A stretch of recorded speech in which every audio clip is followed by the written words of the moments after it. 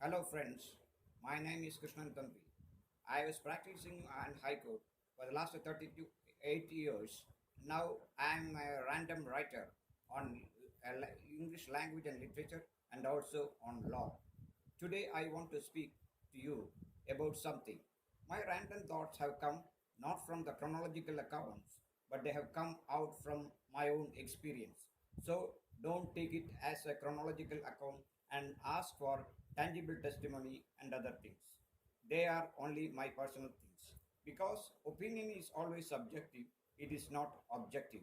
My today's subject is my random thought about a novel which I had read long back.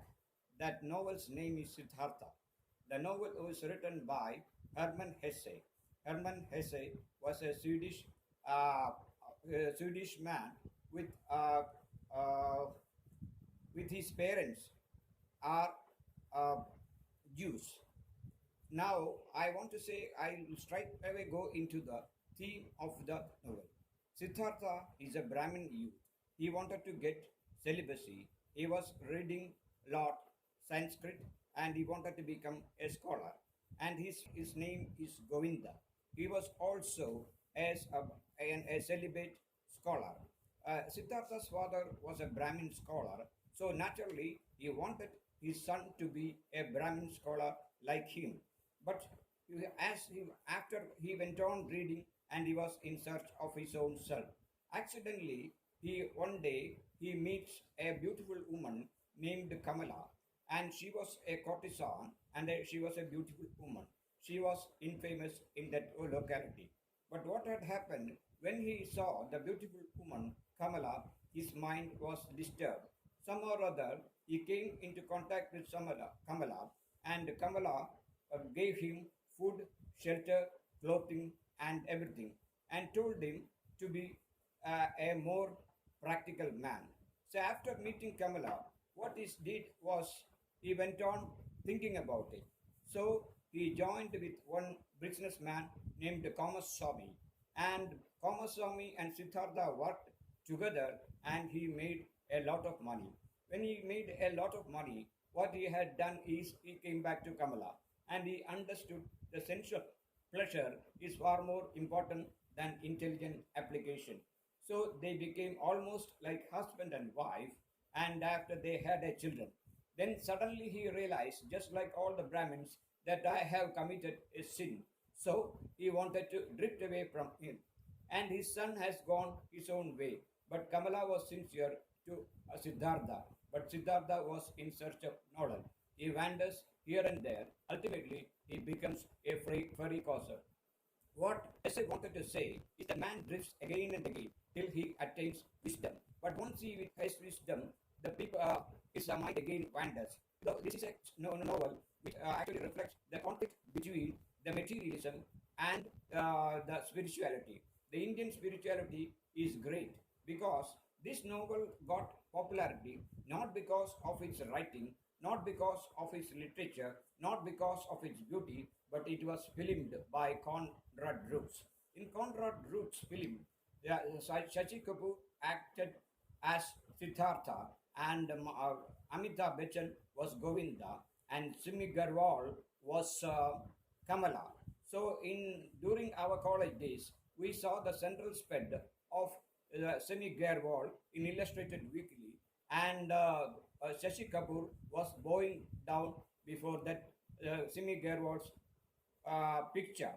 But later, there was a case called Simi Garwal versus Bernard Coleman and Co. But I don't know what had happened at the end of the case. But this is the theme of the Siddhartha. Means that when you are in search of spiritual life, you forget about material life. When you are thinking after of material life, you forget about spiritual life.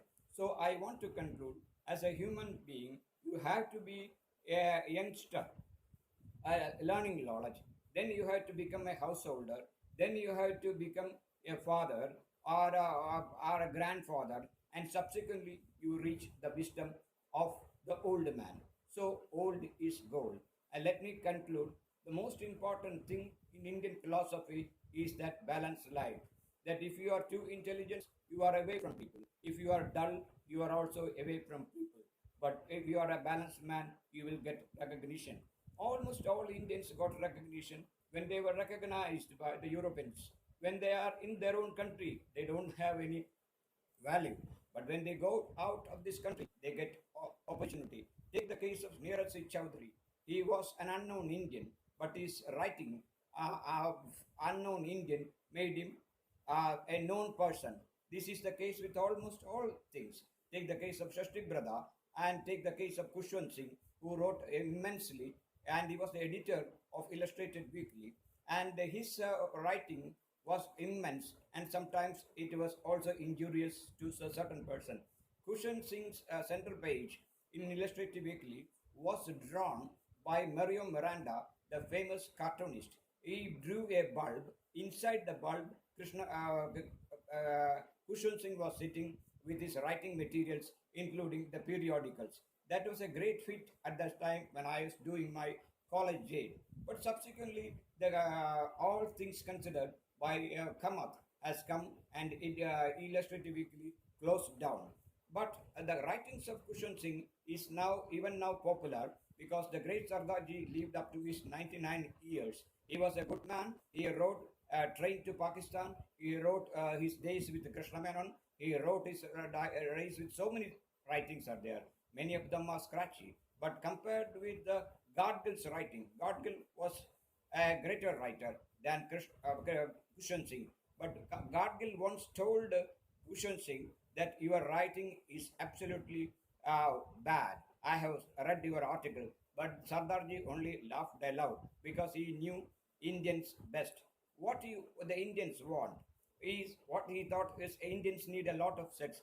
That was his mindset because that is not quite true. As far as a Malayali, I say Kushwant Singh was not absolutely correct because what his mindset is not the mindset of others. The mindset of an ordinary man. He believes in God, and he has sometimes he may not believe in God when he has got scientific thought. Whatever may be the thing, the most important thing is the mindset. If you want to keep your mindset, you have to keep your mind and body intact. For in order to keep the mind and body intact, you have to learn yoga and not hoga. Hoga means eating too much.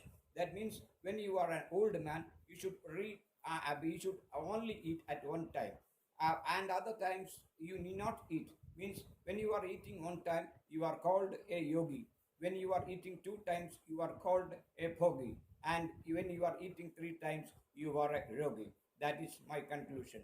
Hope some of you have enjoyed my speak about Hermann Hesse and other things. Let us see the next time.